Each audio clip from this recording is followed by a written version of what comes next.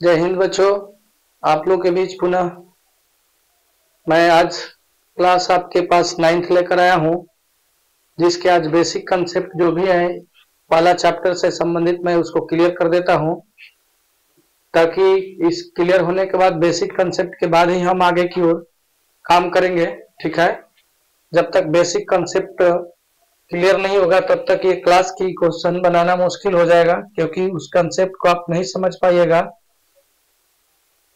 तो ये क्वेश्चन जो भी दिया है इस बेसिक कंसेप्ट पे ही आधारित है, तो मैं चाहूंगा कि आप लोग इस वीडियो को पूरा लास्ट तक देखिएगा, ताकि इसमें कंसेप्ट आपको मैं क्लियर कर दूं, और तब ये 9th क्लास के पहला प्रश्नावली में आपको अच्छी तरह से हल करूंगा। तो इसके पहले वाले में मैं आपको कुछ परिभाषा के बारे में थोड़ा थोड़ा जानकारी दिया था, उसमें कुछ छूटा था जो मैं बोला था कि अगले वीडियो में आपको मैं बता दूंगा। तो आज मैं उसको क्लियर कर देता हूं कि एक संख्या रेखा बताया था, जिस संख्या रेखा के तहत मैं कुल संख्याओं के बारे में चर्चा किया था। एक बार पुनः मैं थोड़ा सी जानकारी उसको दे देता हूं। यहाँ पे आपको मैं 0 रखता हूं, यहाँ पे 1 रखता हूं, यहाँ पे 2 रखता हूं, यहाँ पे 3 रखता हूं, यहाँ पे 4 रखता हूं। ठीक है, इसके बाद इस दिशा की ओर चलते हैं तो -1, -2, -3, -4। मैं बताया था कि ये जो संख्या रेखा पर अंक निर्धारित किया गया है, यही से संख्याओं का निर्माण होता है। अगर समझिए तो ये संख्या का निर्माण बता रहा आपको, और इसके बीच में जो आपको बताया गया था पीछे वाले वीडियो में बताया था कि ये 0 है, ये 0 है। और ये जो भी संख्याएं हैं ये आप समझ सकते होंगे कि इसमें धनात्मक संख्या दिख रही है, धनात्मक संख्या। ठीक है, उसके बाद ये जो संख्या दिख रही है आप ये समझ सकते होंगे ऋणात्मक संख्या। इसके पहले वाले में मैं बताया था खाका बना करके कि इस धनात्मक में से धनात्मक संख्याओं के स्टेप आगे की ओर बढ़ाते हैं, तो इसी संख्याओं को अगर हम लेते हैं 1 2 3 4 लेकर के चलते हैं, तो ये हमारे पास में प्राकृत संख्या का रूप धारण करती है, प्राकृत संख्या बन जाती है। ठीक है, और इसी प्राकृत संख्या में यदि मैं 0 मिला देता हूं, इस 0 को इधर मिला देता हूं, तो ये हमारे पास में पूर्ण संख्या बन जाती है,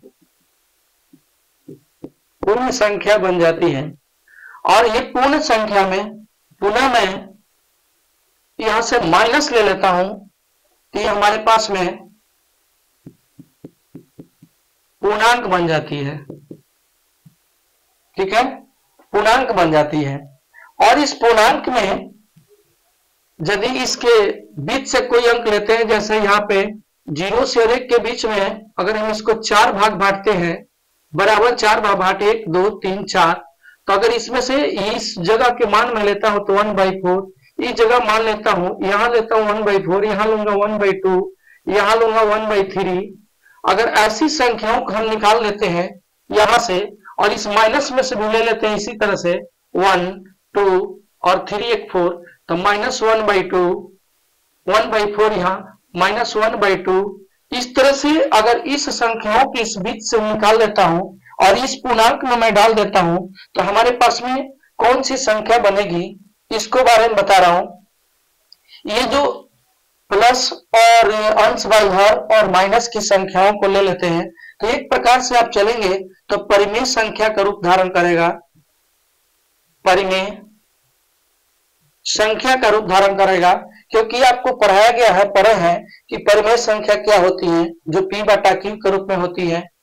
ठीक है, उसमें ऋणात्मक भी आ जाती है, धनात्मक भी आ जाती है, और पूर्णांक में जो आती है वो क्या आती है पूर्णांक में, तो 0 आ जाएगा, क्योंकि पूर्ण में मिलाया गया किसको, पूर्ण में माइनस को मिलाया है, तो 0 आ जाएगा, -1 आ जाएगा, 2 आ जाएगा, 3 आ जाएगा, -4 डॉट डॉट। इसमें क्या होती है कि पूर्णांक में 0 भी रहेगा, माइनस भी रहेगा और प्लस भी रहेगा। और पूर्ण में आपको पहले भी बताया था 0 1 2 3 4 डॉट डॉट, क्योंकि प्राकृत में 0 मिलाया गया है, प्राकृत में 0 मिलाया गया है, इसके ये धनात्मक संख्या, ये पॉजिटिव है। इस धनात्मक में से हम छांट करके प्राकृत को अलग दिखा रहा हूं, 1 2 3 4 डॉट डॉट। तो ये प्राकृत हो गया। इस प्राकृत में यदि इसके अंदर मैंने शून्य को डाल देता हूं तो ये स्टेप जो आपके यहां बना ये पूर्ण का हो गया, क्योंकि देखिए शून्य को प्राकृत में समावेशित कर दिया हूं। यहाँ शून्य दिखाने का मतलब एरो मार्क से, तो ये स्टेप जो तैयार हुआ शून्य एक दूसरे चलेंगे तो हमारे पास पूर्ण बन जाएगा। और इस पूर्ण के अंदर में समावेश कर देता हूं पुनः मैंने नेगेटिव अंक को, माइनस को अगर कर देता हूं तो यहाँ पे हमारे पास माइनस और प्लस वाला संख्या मिल गया, तो ये पूर्णांक हो गया। क्योंकि पूर्णांक संख्या में ऋणात्मक, धनात्मक और बहुत सारी संख्या रहती हैं, उसके अलग अलग जिक्र करूंगा तो समझ पाइएगा। उसके बाद इसमें जब अंश बाई हर वाला संख्या डाल देते हैं, ये 1/2 1/4, तो ये परिमेय संख्या हो जाएगा।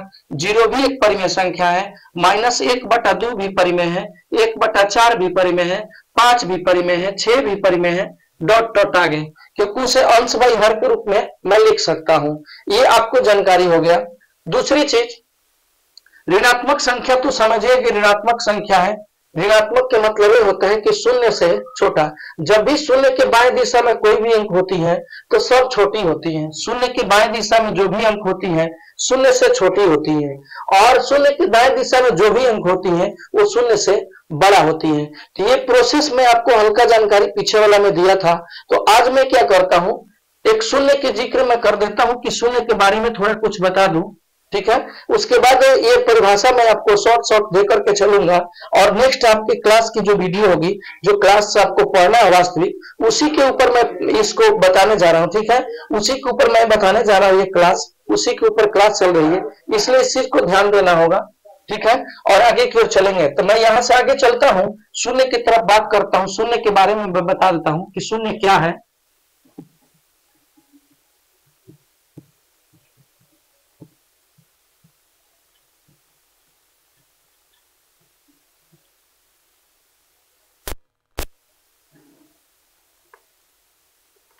सबसे पहले आप शून्य के बारे में जानिए।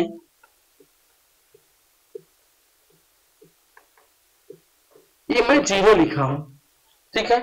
0 तो आप संकेत में जानते होंगे, शून्य को सूचित करते इस प्रकार से शून्य है। अब शून्य क्या है भाई, इसके पहले बारे में जानिए। तो शून्य जो है, शून्य एक पूर्णांक है। ये आपको जानना होगा कि शून्य एक पूर्णांक है, ठीक है। सीधा सी बात जानिए, शून्य एक पूर्णांक है। दूसरी चीज, इसके स्टेप पे अगर बात करते हैं, इसके बारे में और जाने, तो शून्य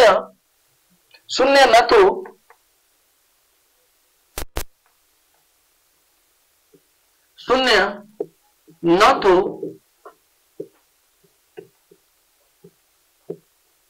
ऋणात्मक है, न धनात्मक है, ठीक है। शून्य न तो ऋणात्मक है और न धनात्मक है।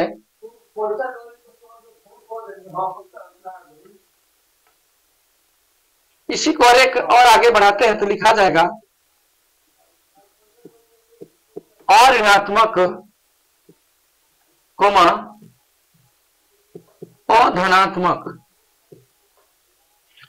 ठीक है। अधनात्मक मतलब कहने का मतलब है कि शून्य न तो ऋणात्मक है और न ही धनात्मक है। इसी के दूसरे रूप में लिख सकते हैं अऋणात्मक और अधनात्मक है, ठीक है। ये शून्य से संबंधित मैं आपको जिक्र किया हूं, इसको आप समझिएगा कि शून्य से जिक्र किया हूं क्या, कि शून्य न तो ऋणात्मक है और न ही धनात्मक है, इसको दूसरे रूप में अऋणात्मक और अधनात्मक है। ये शून्य के बारे में जानकारी हो गई। तो शून्य आप जानिए, शून्य क्या है, एक पूर्णांक है, एक पूर्णांक है। तो पूर्णांक ये जानना है कि आपको शून्य पूर्णांक है और न शून्य ऋण है न शून्य धन है। इसको कभी माइनस में नहीं लिख सकते हैं, ऐसा नहीं कि माइनस शून्य, इसको कभी प्लस में नहीं लिख सकते हैं कि प्लस शून्य, ऐसा नहीं है। इसके कोई मान में फर्क नहीं पड़ता है, इसलिए इसको ना ऋण में कहेंगे ना धन में कहेंगे। शून्य जो है एक पूर्णांक है, ये जानिए। इसके बाद आगे आप बढ़ते हैं।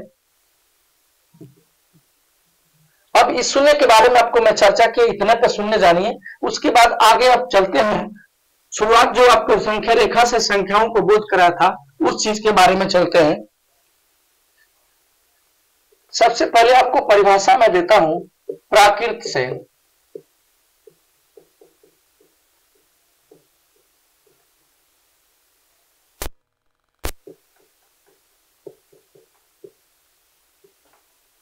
नेचुरल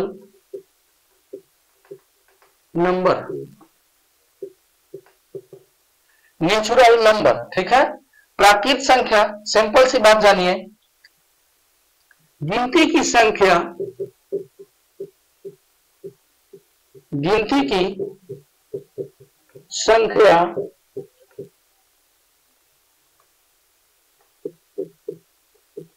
प्राकृत संख्या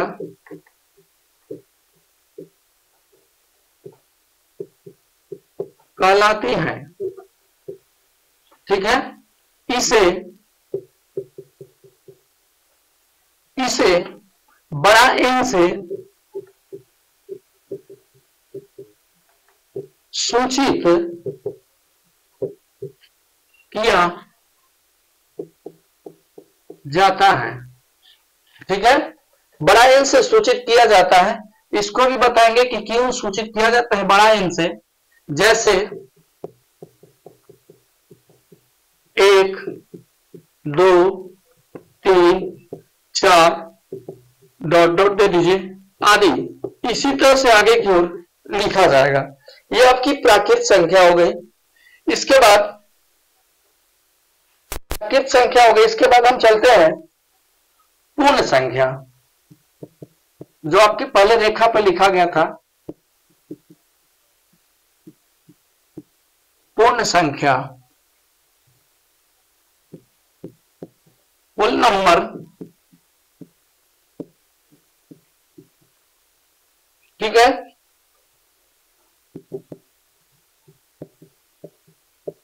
गिनती की संख्या में, गिनती की संख्या में शून्य, गिनती की संख्या में शून्य को रखने से बनी संख्या का समूह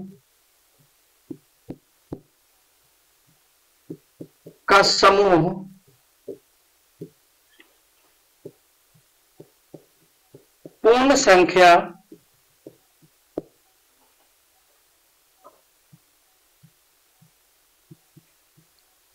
कहलाती है। इसे W से सूचित किया जाता है, ठीक है। इसे W से सूचित किया जाता है। जैसे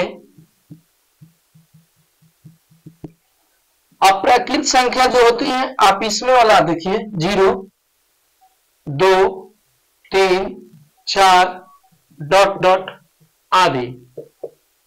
लेकिन इसमें क्या बोले हैं कि शून्य को रखने से, एक शून्य को लगा दीजिए, क्योंकि 0 से 1 बड़ा है तो 1 से पहले इसको लिख दीजिए। तो ऐसी संख्या जो चलती है वो पूर्ण संख्या होती है। ये आपको दोनों जानना होगा, क्योंकि आगे इसी पर जवाब देना होगा हमको प्रश्नावली के अंदर में, ठीक है। इसके बाद नेक्स्ट आते हैं पूर्णांक। पूर्णांक, इंटेजर,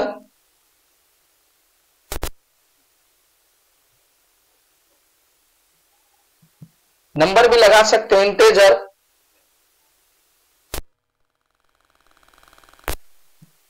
ऋणात्मक, कॉमा धनात्मक एवं शून्य के संग्रह, ठीक है, को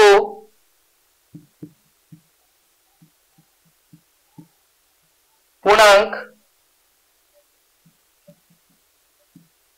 संख्या कहते हैं। इसे जेड से सूचित किया जाता है। ठीक है, इसे जेड से सूचित किया जाता है प्राकृत संख्या, पूर्ण संख्या और पूर्णांक संख्या। जैसे इसमें आपको क्या क्या है, ऋणात्मक भी है, -1, -2, शून्य भी है 0, धनात्मक भी है 1, 2, 3, 4 डॉट डॉट आदि।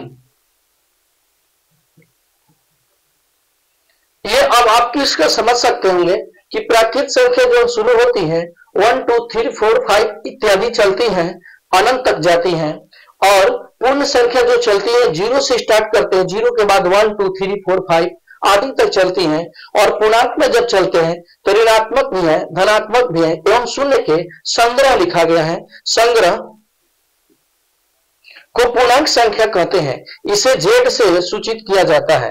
ठीक है, जैसे आपको लिख दिया है, ऐसी संख्याएं हमारे पास पूर्णांक में आती हैं।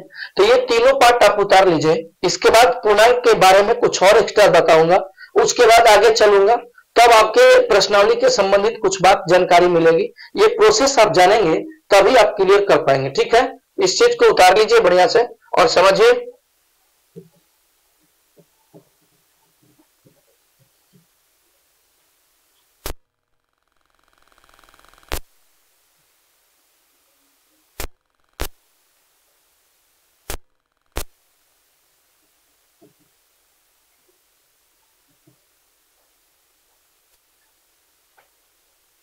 इसके बारे में थोड़ा आते हैं। पूर्णांक संख्या में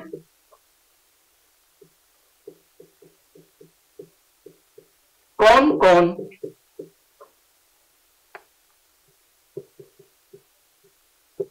संख्या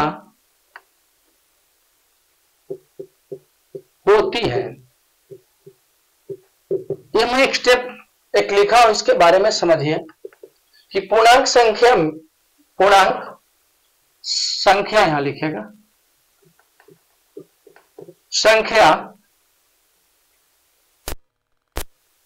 पूर्णांक संख्या में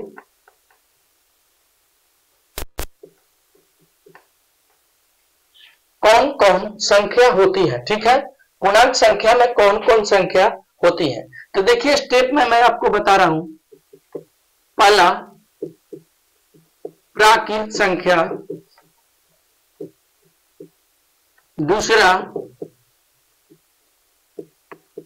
पूर्ण संख्या,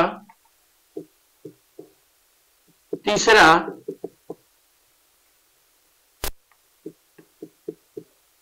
ऋणात्मक संख्या, चौथा धनात्मक संख्या, पांचवा सम संख्या, 6 विषम संख्या,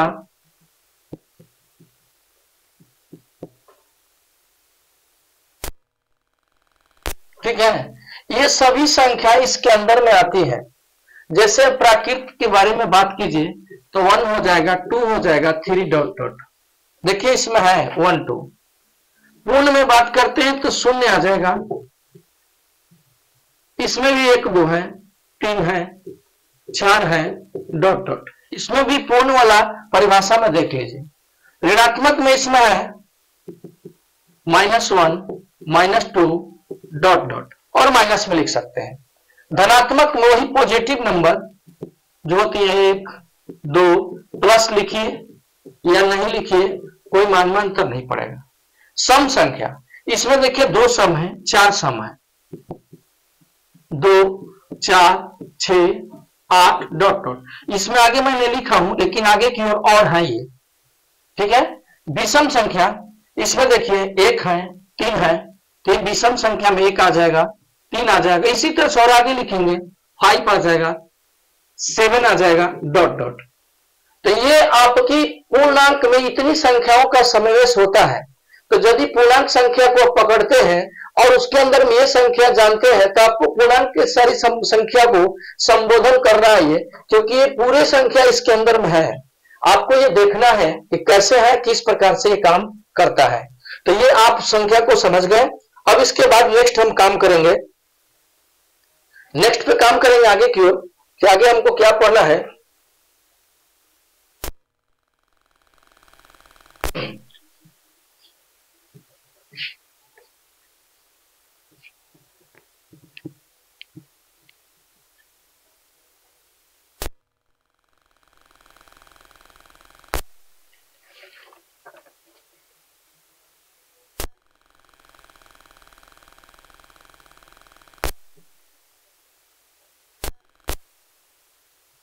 अब आपको एक बात लिखते हैं इसके बारे में, थोड़ा सा इसको जान लीजिए।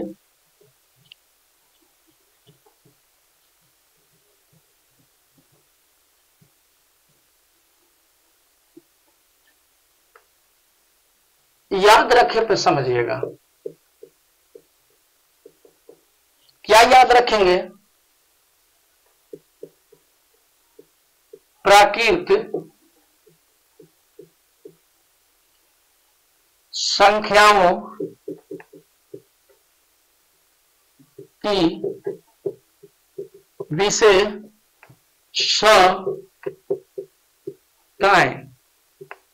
प्राकृत संख्याओं की विशेषताएं क्या है, इसमें स्टेप मैं बना देता हूं।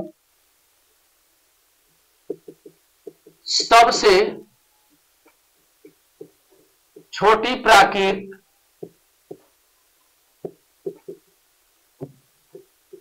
संख्या 1 है, ये पहला विशेषता है। दूसरा, सबसे बड़ी प्राकृत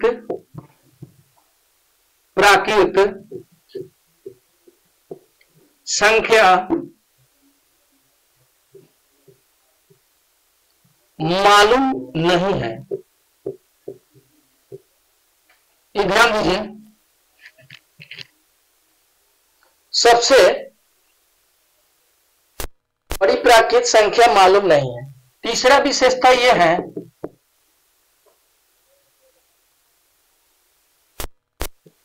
प्राकृत संख्या अपरिमित रूप से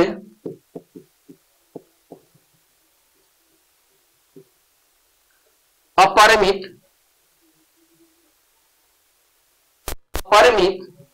हो सकती है।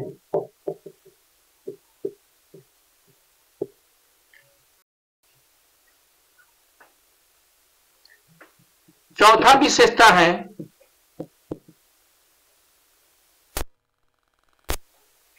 दो प्राकृत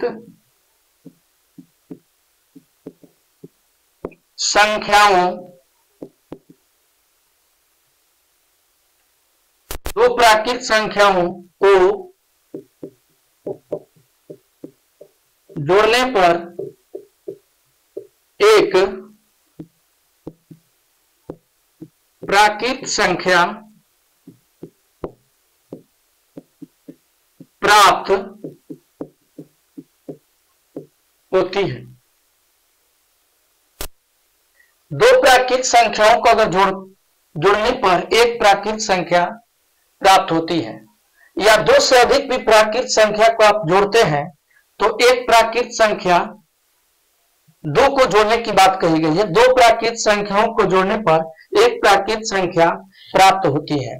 ये आपको कुछ प्राकृत संख्याओं के कुछ खास विशेषताएं मैं बता दिया हूं कि सबसे छोटी प्राकृत संख्या 1 होती है, सबसे बड़ी प्राकृत संख्या मालूम नहीं है कौन होगा, प्राकृत संख्या अपरिमित रूप हो सकती है क्योंकि इसका पता ही नहीं है कि कौन सी अंतिम प्राकृत संख्या होगी, इसलिए वहां और दूसरी चीज इसमें कहा गया मालूम नहीं, इसमें कहा गया कि अपरिमित हो सकता है। अपरिमित माने इसका लिमिट ही नहीं है कि कौन होगा और कौन सी संख्या नहीं होगी। प्राकृत है तो कितना तक जाएगा इसका अंत नहीं है। दो प्राकृत संख्याओं को जोड़ने पर एक प्राकृत संख्या प्राप्त होती है। यह आपको प्राकृत संख्या की विशेषता मैं कुछ लिखा हूं। अब हम लिखेंगे पूर्ण संख्याओं की विशेषताएं। अब पूर्ण संख्या की विशेषता के बारे में जानिए। सबसे छोटी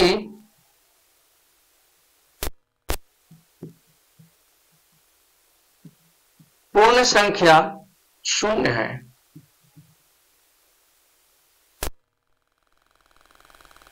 दूसरा नंबर, सबसे बड़ी पूर्ण संख्या को बतलाया नहीं जा सकता।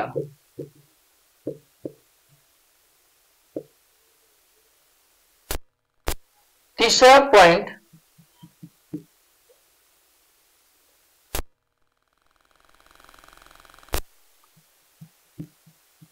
पूर्ण संख्या के संग्रह, पूर्ण संख्या के संग्रह में अपरिमित संख्याएं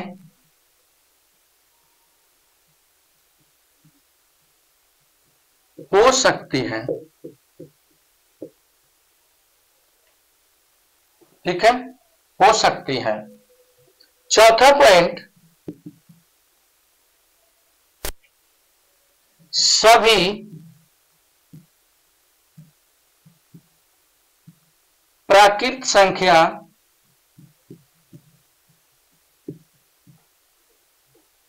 पूर्ण संख्या है, लेकिन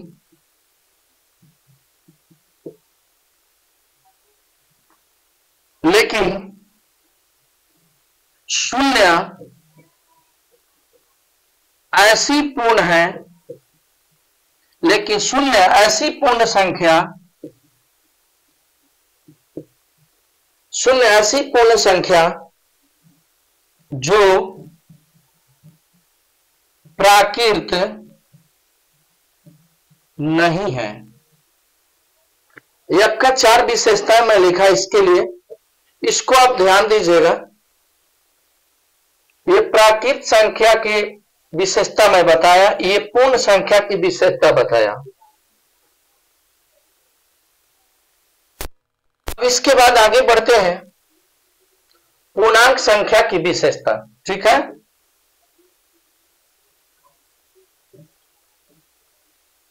ये स्टेप मिटाते हैं। आप लोग अच्छी तरह से कॉपी पे इसको उतार लेंगे और इसको बारीकी से समझेंगे। कहीं भी किसी प्रकार की इसके अंदर में आपको दिक्कत समझ में आएगी, बिल्कुल पूछ सकते हैं। अब हम लिखेंगे पूर्णांक, पूर्णांक संख्याओं की विशेषता।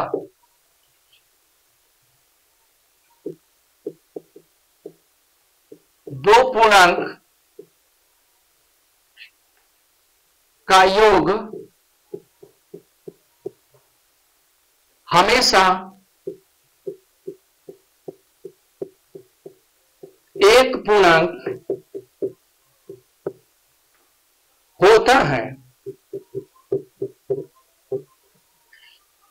ये पहला आपका इसका विशेषता हुआ कि दो को पूर्णांक को आप जोड़िएगा तो हमेशा एक पूर्णांक तैयार होगा। ठीक है, दो पूर्णांक का अंतर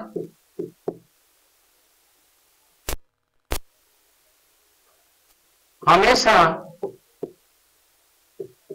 एक पूर्णांक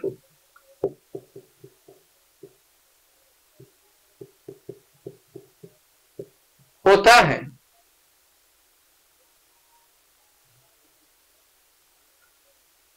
नेक्स्ट है दो पूर्णांक का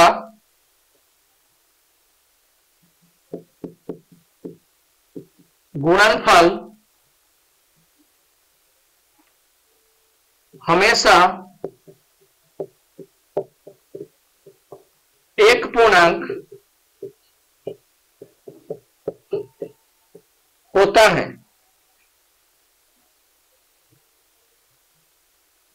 ठीक है, परंतु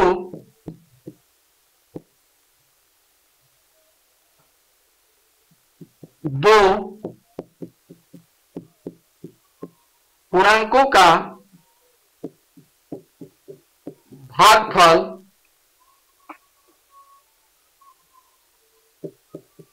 कोई जरूरी नहीं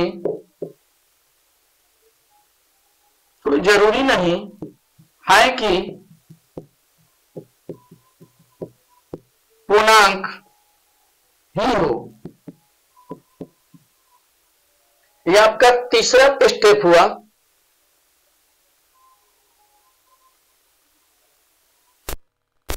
आगे की ओर लिखेंगे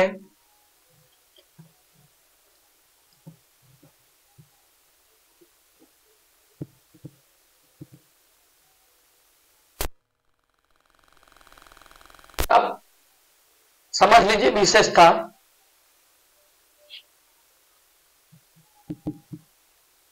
4 नंबर लिखिए,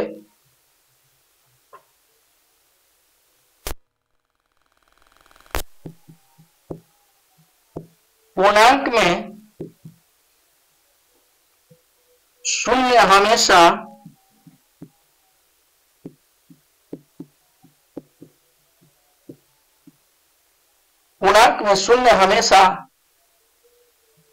ऋणात्मक से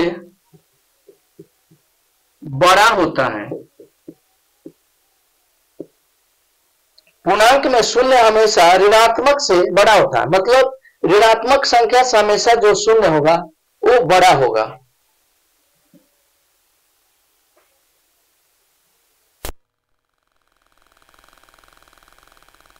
इसका एक नोट जानिए जिस रूल के बारे में हमको पढ़ना है।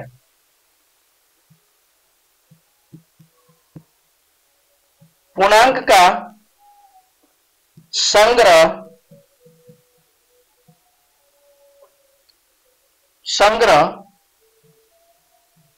घटाव जोड़ तथा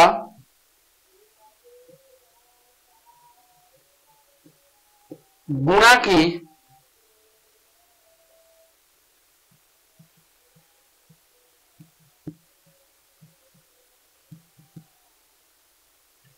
संक्रियाओं के सापेक्ष समृद्ध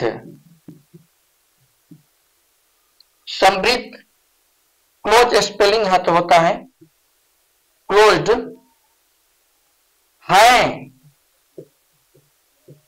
परंतु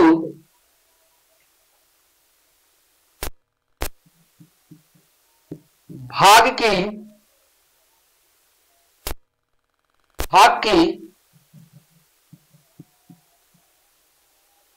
की सक्रिया के सापेक्ष समृद्ध नहीं।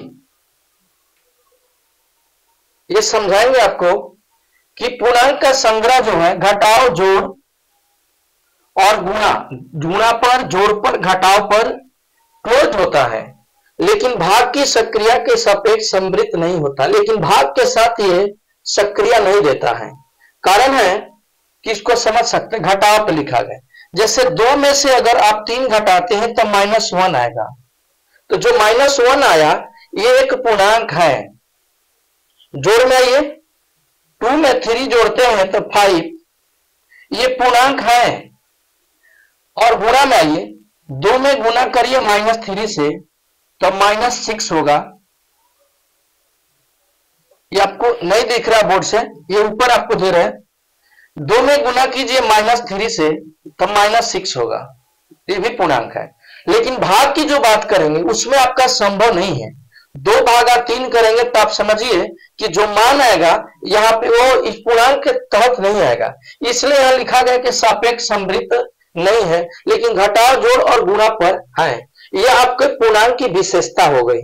ठीक है, इस चीज को नोट में आपको समझा दिए हैं। ये विशेष रूप से जो नोट समझाया वही है, घटाव पे, जोड़ पे, गुणा पे, लेकिन भाग पे संक्रिया उसका नहीं बन पा रहा।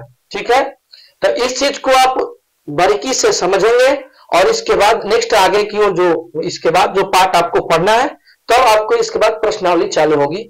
इसके बारे में पहले समझिए, तो प्रश्नावली आपको चलने में देर नहीं। प्रश्नावली तो चुटकी बजाओ की तरह खेल है। कब? जब आप बेसिक इसका नॉलेज जानकारी ले लेंगे तब।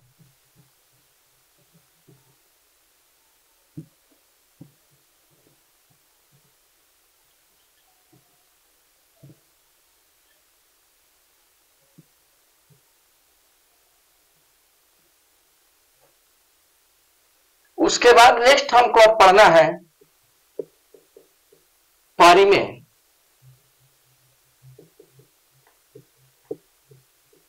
संख्या, रेशनल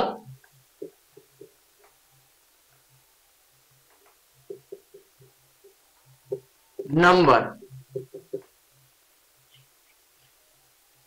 ऐसी संख्या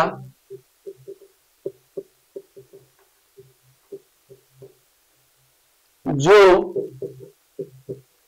P/Q के रूप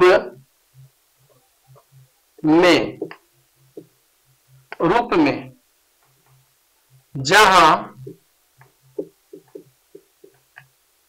P और Q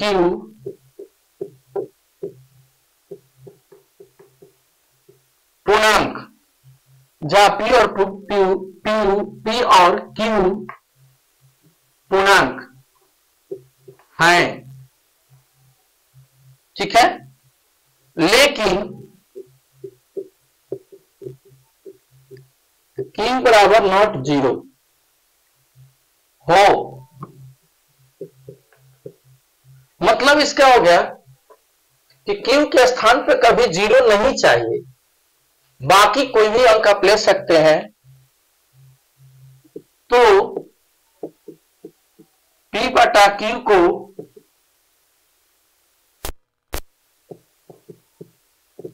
परिमेय संख्या कहते हैं। ऐसी संख्या जो P/Q के रूप में जहां P और Q पूर्णांक हैं, लेकिन Q बराबर नॉट 0 हो, तो P/Q को परिमेय संख्या कहते हैं। जैसे मैं आपको शर्त दिया हूं, P/Q अंश बाई हर,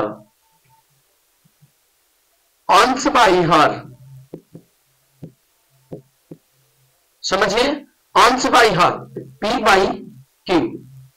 इसमें जैसे आप लेंगे तो इसमें जैसे आप लीजिए, P का मान ऐसा लीजिए 1, Q का मान 2, पूर्णांक ये है, पूर्णांक संख्या 1 है, पूर्णांक संख्या 2 है, कोमा P के मान -2, यहां पे 4, पूर्णांक में -2 4 आता ही है। नीचे में आपको 0 नहीं रखना है, ये ध्यान रखना है। अगर आप 0 लेते हैं तो 0/0 आप लेते हैं तो 0 को भी पूर्णांक संख्या में आप लिख सकते हैं, 0 को पूर्णांक संख्या में लिख सकते हैं, कि इसके भी बटा में आप 1 लिख सकते हैं। 0/1 बराबर पढ़े आपको कि 0 होता है, तो पूर्णांक में भी आ जाएगा, 3 भी आ जाएगा, 4 भी आ जाएगा, 5 भी आ जाएगा इत्यादि। इस तरह से जो भी संख्या चलेगा वो पूर्णांक है, लेकिन नीचे में अंश बाई हर का मान कभी भी 0 नहीं होना चाहिए, क्योंकि अगर यहाँ पे 5 लिखते हैं तो यहाँ 0 लिखेंगे, तो ये नहीं होना चाहिए। यहाँ जो 0 लिख रहे हैं ये 0 वाला नहीं होगा। जब भी होगा तो नीचे में कोई भी अंक हो, लेकिन 0 को छोड़कर होना चाहिए। यही आपको इसके अंदर में समझना है परिमेय के तहत। ठीक है, परिमेय की बहुत सारी जानकारी आपको मिलेगी। तो ये आपके परिमेय की परिभाषा हो गया, इस चीज को उतार लीजिए। इसके बाद आगे पुनः बढ़ते हैं।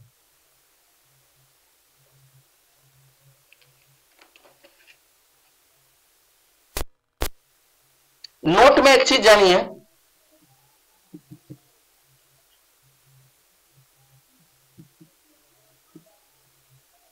परिमेय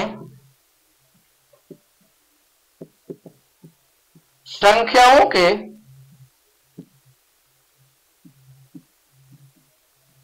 अंतर्गत प्राकृत संख्या, कोमा पूर्ण संख्या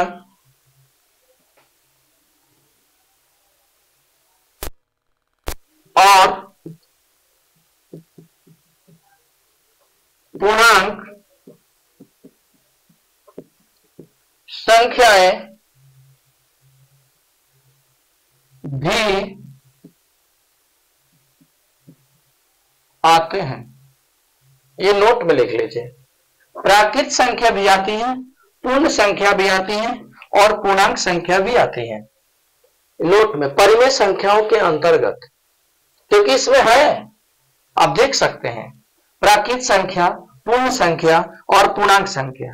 पूर्णांक संख्या इसमें नहीं दिख रहा है, माइनस लगा दीजिए, पूर्णांक क्या आ गया, पूर्णांक में शून्य भी आ जाएगा, ठीक है, ऋणात्मक भी आ जाएगा, धन भी आ जाएगा।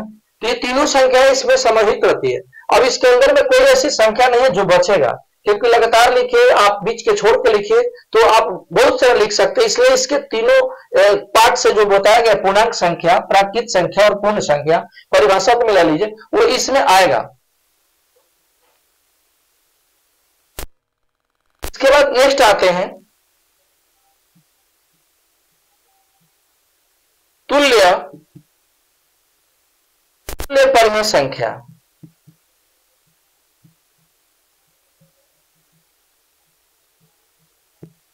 तुल्य परिमेय संख्या या भिन्न, ठीक है, तुल्य परिमेय संख्या या भिन्न इक्वा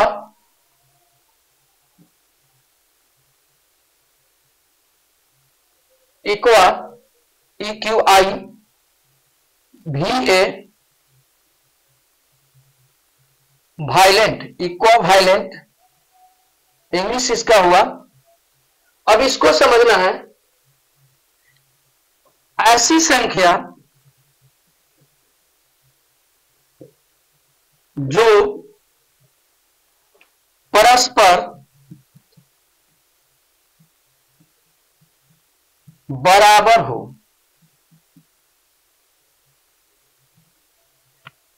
तुल्य परिमेय संख्या या भिन्न इक्विवेलेंट, ऐसी संख्या जो परस्पर बराबर हो। इस चीज को समझिए,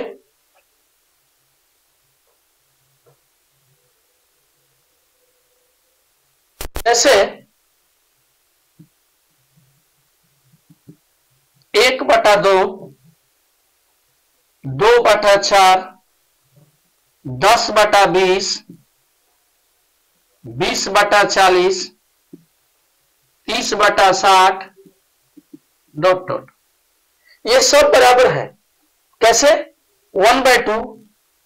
अब इसके अंदर में ऊपर और नीचे अंश भाई हर में कोई कमन नहीं है, इसके उभयनिष्ठ गुणनखंड है, 2 से कटाइएगा तो 2 दूनी का 4, ये भी बन गया 1/2, 10 दूनी 20 1/2, 20 दूनी 40 1/2, 30 दूनी 60 1/2। इससे क्या पता चला कि जितना का मान आप लिए हैं ये सभी मान किसके बराबर है? ये सभी मान बराबर हैं 1/2, 1/2, 1/2, 1/2। इसलिए सभी संख्याओं को हमने बोले हैं कि तुल्य परिमेय संख्या या भिन्न इक्वल ऐसी संख्या जो परस्पर बराबर हो, क्योंकि ये सभी मान बराबर हैं। आप सभी को कटाइए तो क्या बचे? 1/2, 1/2, 1/2, 1/2। इसलिए ऐसी संख्याओं को हम लोग तुल्य परिमेय संख्या या भिन्न कहते हैं। अंश भाई हर के रूप में है तो भिन्न भी कहला जाएगा। तो ये चीज आपको परिमेय से संबंधित हुआ। अब इसके आगे थोड़ा बढ़ेंगे, इसको देखिए।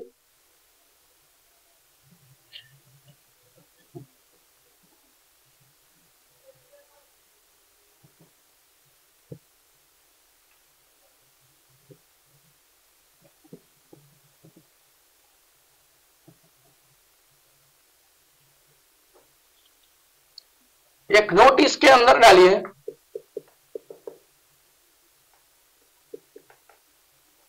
किन्हीं दो दी हुई परिमेय संख्या के बीच अपरिमित रूप से किन्हीं दो दी हुई परिमेय संख्या के बीच अपरिमित रूप से अनेक परिमेय संख्या होती है। जैसे आपको हम समझाते हैं, इसको आप देख लीजिए कैसे। एक संख्या रेखा ही ले लीजिए, यहां आपको मैं ले लेता हूं 0, 1 और 2। इस तरह से आगे की ओर बढ़ेंगे, मान इसको आगे की ओर बढ़ा सकते हैं। इसी के बीच बात कीजिए। अगर हम 0 और 1 के बीच बात करते हैं तो इसमें बहुत सारे भाग दे सकते हैं, 1, 2, 3, 4, 5, एक भाग 6 पर। तो अब बताइए कि 0 और 1 परिमेय है, 0 और 1 परिमेय है, इसके बीच में कौन सी संख्या है?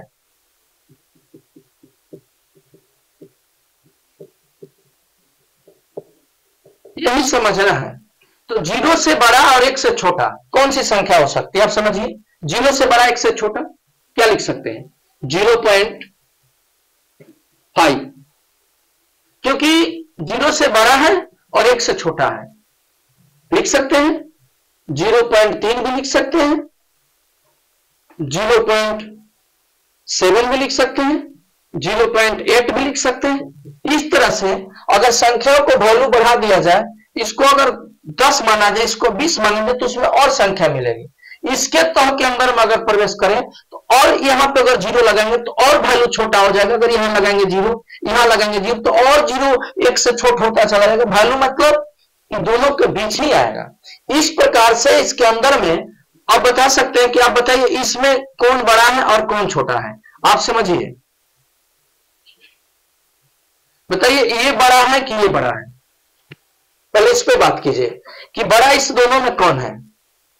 तो अगर आप इसको समझते होंगे तो बड़ा तो दिखता है ये छोटा दिखता है, क्योंकि ये दशमलव के बाद इकाई दहाई इधर से गिनते हैं तो इकाई दहाई का स्थान पर और ये इकाई का स्थान पर है। ये 0.8 है, इसका मतलब हो जाएगा 8/10। इसका मतलब है ये 7/100। तो अब बताइए कि 7 कोई वस्तु है, उसको 100 आदमी को बांटेंगे, और कोई 8 वस्तु उसको 10 आदमी को बांटेंगे, तो आप इसी तरह से समझ सकते होंगे कि इसका वैल्यू जो आएगा वो बड़ा आएगा, इसका वैल्यू छोटा आएगा। इस प्रकार से इसके बीच में अगर हम शून्य यहां लगा देते हैं, शून्य लगा देते हैं तो इसका वैल्यू और छोटा हो जाएगा और इसके बीच में संख्या बढ़ जाएगी। तो इस प्रकार से किन्हीं दो दी हुई परिमेय संख्याओं के बीच अपरिमित रूप से अनेक परिमेय संख्याएं होती हैं। ये आपको संख्या रेखा से समझा दिया। आगे क्वेश्चन भी बताएंगे और देखिएगा कि कैसे अपरिमित रूप से अनेक संख्याएं होती हैं। इस चीज को आप देखिए। परिमेय तक आपका क्लियर हो गया, कंसेप्ट लगभग एक क्लियर है, थोड़ी सी और कंसेप्ट आपको मिलेगी, लेकिन ये क्लियर हो गया। अब इसके बाद नेक्स्ट जो क्लास होगा वो आपके क्लास होगा प्रश्नावली 1.1। ठीक है, प्रश्नावली 1.1 चालू करेंगे आपको। इसके तहत आपकी पूरी बुक की मैं जानकारी दे दिया, कंसेप्ट आप देख सकते हैं। अब इसके बाद प्रश्नावली 1.1 आपको नेक्स्ट वीडियो में बताऊंगा। 1.1 को समाप्त कर दूंगा। इसको आप लोग अच्छी तरह से समझ लीजिएगा और किसी भी प्रकार के अगर इसके अंदर में दिक्कत आपको है तो आप कमेंट के माध्यम से बिल्कुल पूछ सकते हैं, और आपका किसी प्रकार के अगर इसके लिए सुझाव है तो आप दे सकते हैं, हम इसके लिए तैयार हैं। ठीक है, आप लोगों के मेरे तरफ से धन्यवाद कि आप ऐसे क्वेश्चनों को आप लोग बारीकी से ध्यान दीजिए, ताकि आप लोग ये कंसेप्ट जो दिया जा रहा है ये केवल बुक ही नहीं है, बुक तो मायने है, बुक की प्रश्नावली बनाना चुटकी का खेल है, लेकिन ये जो कंसेप्ट आप जानेंगे इसी कंसेप्ट के तहत आपके बुक की चैप्टर समाप्त करने में आसान होगी। ठीक है, इसी के साथ आप लोग को मेरा शुभ आशीर्वाद। और हम ये चाहेंगे कि अधिक से अधिक ये वीडियो को आप लोग देखिए और दूसरे के पास भी इसको आगे की ओर बढ़ाइए। ठीक है, आप लोग को धन्यवाद। और मैं भी आप लोग के अपने देश के प्रति स्नेह और प्रेम के साथ जय हिंद।